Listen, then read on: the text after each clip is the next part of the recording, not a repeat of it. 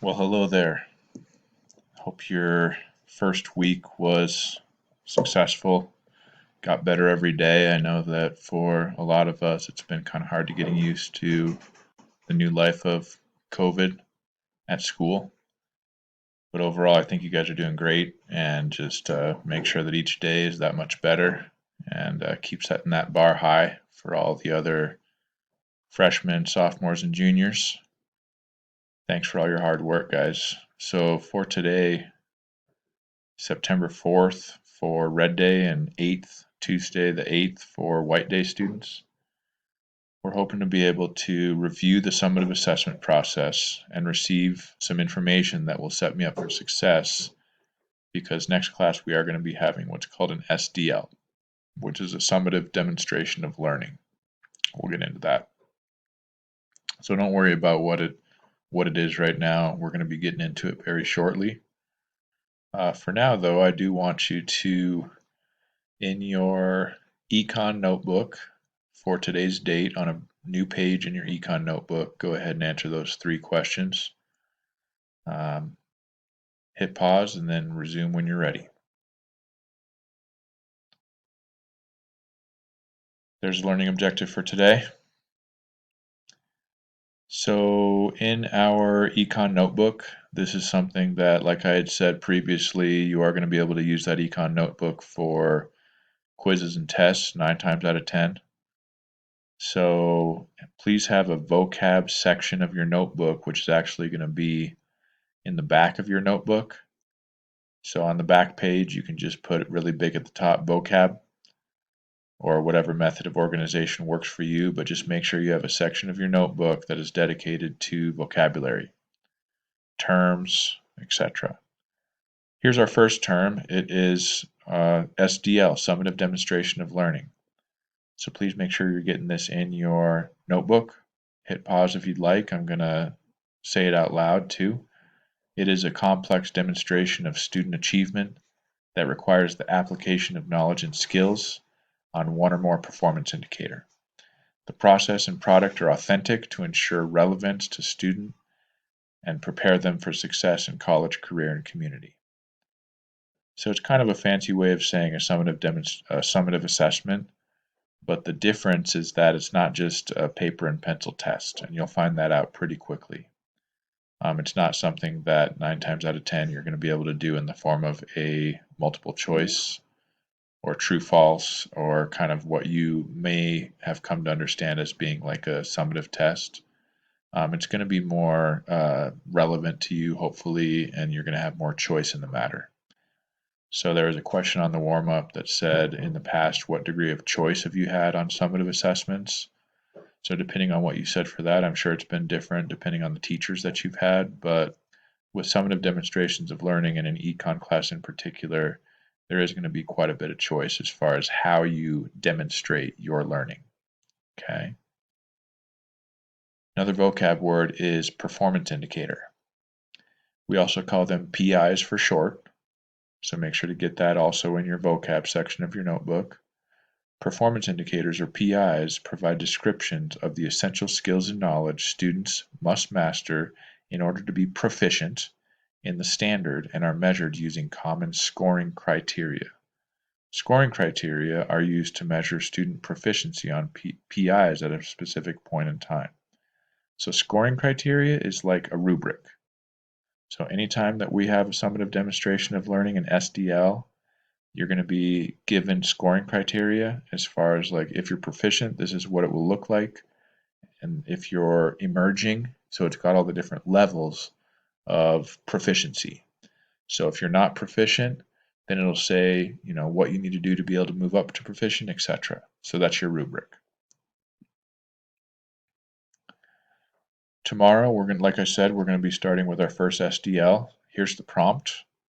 You will be writing a press release using argumentative writing to convince the DHS student body to follow one element of the 2021 theme or the 4 tenets.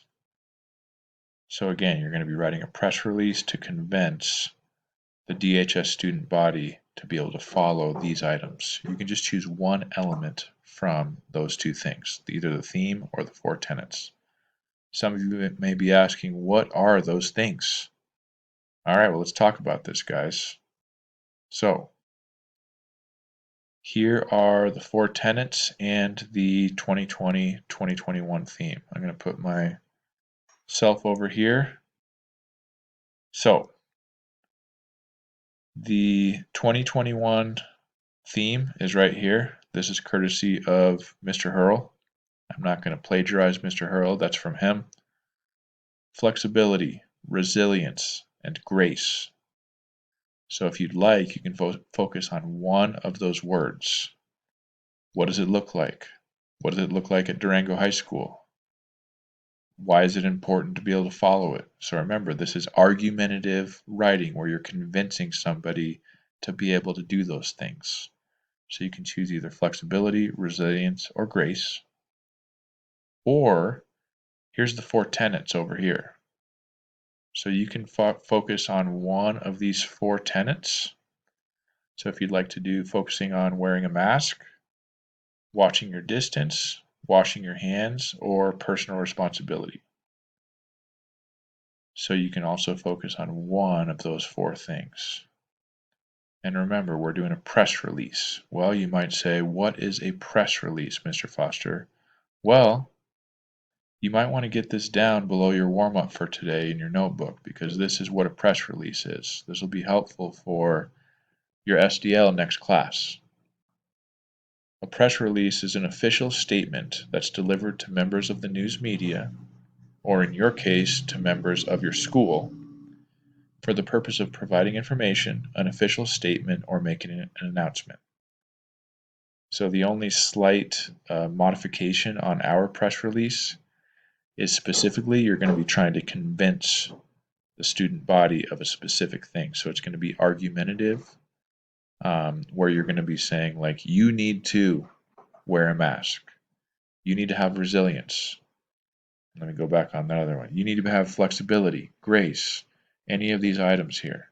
Focus on one and try to convince the student population to do them through your press release. Okay, well, Mr. Foster, that's the definition of a press release, but I still don't really get what it is. Can you show me some examples? Well, I would be happy to show you some examples. That's a great idea. You guys are so smart. So, before we do that, let's take a look at some scoring criteria. So this is going to be how you're graded. So on It's Learning, I have these links to all this stuff. So on the reading, writing, communication, argumentative writing, this is the rubric, right? So you can click on that, and I'm actually going to put this whole slide presentation. So any stuff that's in here you can access, okay? So that's going to be starting with class today on September 4th, going through when the SDL is due, which is going to be, let's see, 10th, September 10th. So I'll make sure that you have access to all this stuff, all right? So make sure to take a look at the rubric as far as what exactly is proficient, what is exemplary for those people that are shooting for exemplary. Great, I hope you are.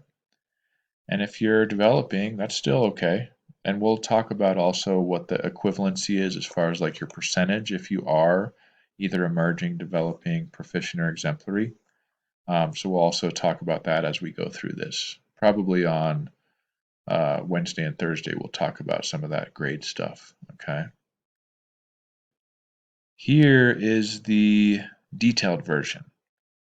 So there's going to be a link on here as well as far as this, which I know you're not able to see because the words are very small. But in order to be proficient, this kind of explains it a little bit further as far as like, this is what your claim should state. This is the kind of evidence that you should have, or the details, or the reasoning that you should have.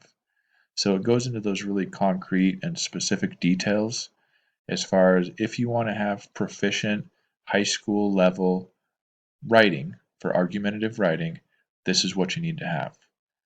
Okay, so I would recommend that, if you're shooting for exemplary or proficient, take a look at this as far as what you need to have. Okay. All right. All right, here's the samples, guys. So, very first thing that came up when I was kind of researching this as far as press releases is the CDC has a uh, press release that tries to convince people how to prevent COVID-19. So, like it says, the Center for Disease Control is working to keep you and your community safe. Here's what you can do. Take these steps.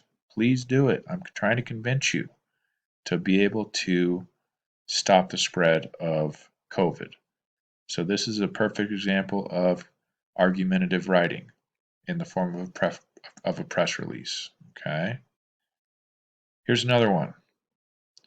This is somebody that is saying this anti-bullying book is going to save lives. So that's also trying to convince people to buy this book, right? So that's also argumentative writing. Here's my hook. Here is some information about how, my evidence and my reasoning as far as how it's going to save lives in the area of anti-bullying. And here's some specific details. You might want to throw a quote in there.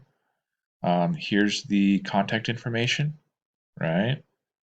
And so this is another example of some good argumentative writing in the form of a press release. Here's another press release from GameStop. I know we have a lot of gamers out there, so I found one that was specific to that. And then finally, I've got a couple of additional ones if you wanted to take a look at it. I'm not going to go through it because I want to be able to cut down on your time that you have on this, okay? But I will put this slide presentation on It's Learning. All right.